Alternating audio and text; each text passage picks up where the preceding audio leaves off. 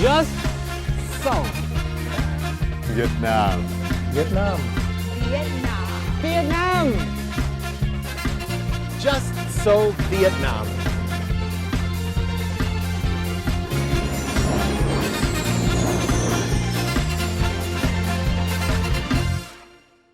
Hello and welcome to Just So Vietnam, a Vietnam travel guide and a guide to the way of life here. Join us in the next 10 minutes as we will explore modern-day Vietnam through the eyes of expats who call it home. Here's the headlines for today's show. Let's join Sam, Mr. Questioning, to try a very special kind of cake in Vietnam in our Just Ask. In our segment of Just Try, let's join Chef Big Boy Roy to taste a strange dish of Muang ethnic people in Thanh Hoa province. And finally, traveling by train in Vietnam is what we're gonna find out in the segment of Just Go.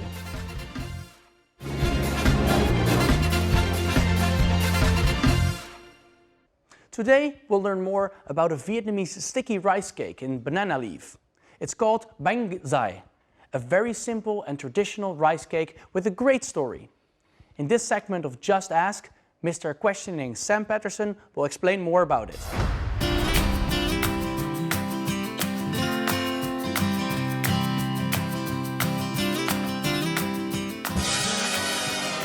Hey, what are they eating over there?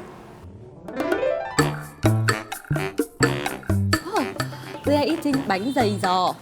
Oh, bánh dày giò. Bánh dày giò.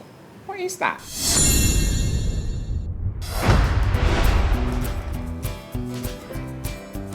Bánh dày giò is a traditional Vietnamese food.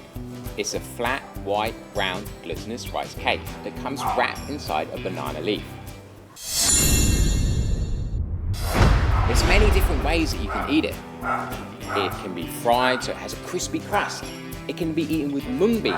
Or, like this, it can be eaten with a traditional Vietnamese sausage known as chả lụa. That's my favourite way to eat it, and it looks a little bit like a Vietnamese hamburger.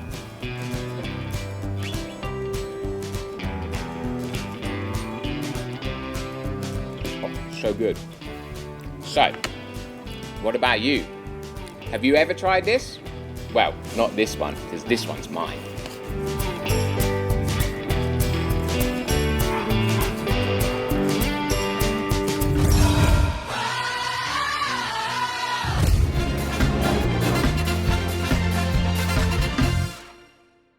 The term insectivorous diet has become a phenomenon recently, not only in Vietnam, but also in many parts of the world. In the past, for the Muang ethnic people in Thanh Hoa, eating these foods was merely to improve their meals in difficult times. But today, besides the strange flavorful taste, the nutritional values such as protein and fat have made these foods a favorite of many people. Let's follow Chef Big Boy Roy to Thanh Hoa province to see what he's gonna try today. Somewhere on the high hills or mountains of Ngoc Lak district, Thanh Hoa province, there is a local specialty, bee larva. Làm lá ngụy trang cho ông phải chui vào đốt nhá. Thế là anh cứ đội cái này vào là ong nó không chui được vào. Không được cài hoa là con ong nó phát hiện. Đây. Đội vào đây nhá. I am a tree, strong trunk. Can you see me?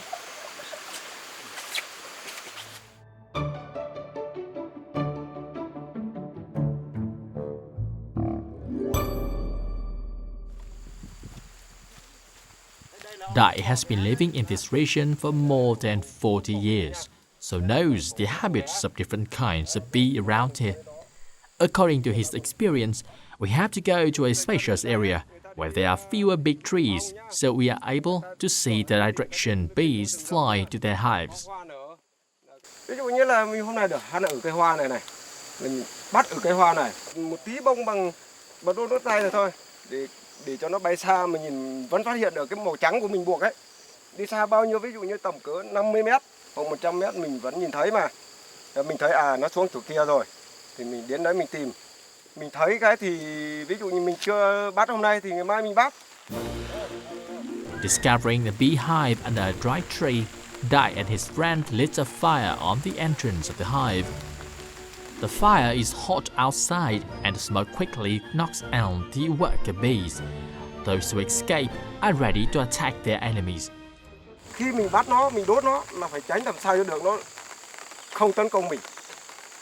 Cái loại này nó mà tấn công người nhá, anh chỉ cần 10 phát thôi là phải nằm viện rồi. I'm so glad that Chef Big Boy Roy had this amazing experience and not me. I'm so scared of bees. So I'm just standing here in the studio watching them. Let the professional guys do their job. These beehives are often on high trees, underground or in niches. Sometimes Dai discovers a beehive not yet picked up. He just marks them and waits for the right time to get back. Đây này lấy không hết được. Hắn vào sâu quá và hốc cây sâu quá, không móc được. Đây nhộng đây này. Is there something in here? In the white part? Con nhộng ở trong phần trắng này, con nhộng nó chuẩn bị thành con nhộng già này. Đây là con ngoài là con non.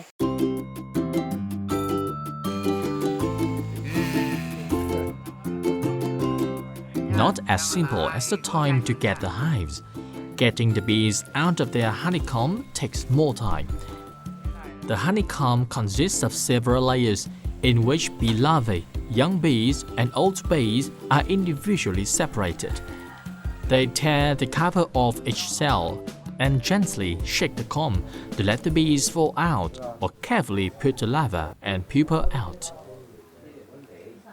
Are these white plump larvae and pupa so scary to you? But did you know that they are one of the most nutritional foods, equivalent to beef? They can make a different kind of dishes with bee larvae. Let's see what dish our chef's gonna cook today. Ông này là ta làm được nhiều món, nấu canh măng chua hay là xào măng chua, ta nhúng lại thế này, bỏ vào lá lúa ta gói, ta nướng. Before cooking, Thuy put the bee larvae into the hot water and then cleaned them with some salt water.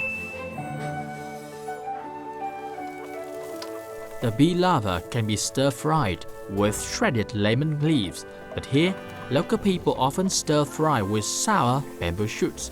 Before, this is a specialty and is always available in every household in the village.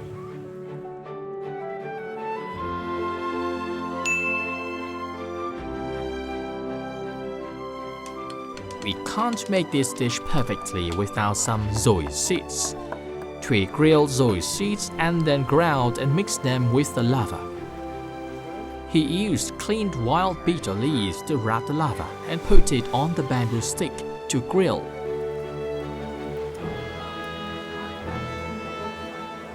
Hope it's good. I wasn't trying to eat insects, worms. Smells really good though. You think that you're gonna get this real weird taste because you're eating worms, but truth be told, you forget that there's even insects in here. It's pretty good. It tastes like leaf wrapped chicken. Like if you think of a chicken nugget wrapped in a leaf, this is what this is. It's pretty good. Smells great.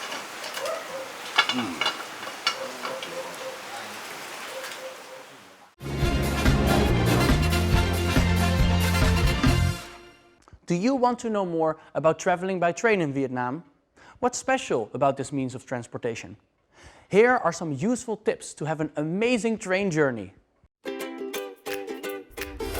Traveling by train in Vietnam is truly an unforgettable local experience. Rustic as it is, the slow train goes along or even through mountains, forests, valleys, which helps everyone enjoy Vietnam's authentic natural vista. In Vietnam, there are different types of trains departing every day, but you can easily travel from north to southern Vietnam using the Reunification Railway, or so-called the Reunification Express, indicated by the initials SE. In general, in Vietnam you can choose your seat and category. For short routes, you can also decide to travel like a local and sit in a hard wooden seat. However, these cars have windows that open, which can be an advantage for photography. Or you could choose an air-conditioned soft seat recommended for daytime journeys. For more intensive overnight trips, choose a sleeper, such as a soft sleeper in 4 berth compartments or hard sleepers in 6 berth compartments. Each berth has an individual reading light, luggage space, power socket, and is supplied with pillow, sheet and door that can be locked from the inside. It is an ideal option if you travel in a group. The price for a journey of this type could cost you about $20 US, which is so reasonable for an experience that will remain indelible in your memory. And with that, we already come to the end of this episode. Now, if you like this program, then be sure to leave your comments on our VTV World fan page or to subscribe to our YouTube channel. My name is Martijn on Just So Vietnam!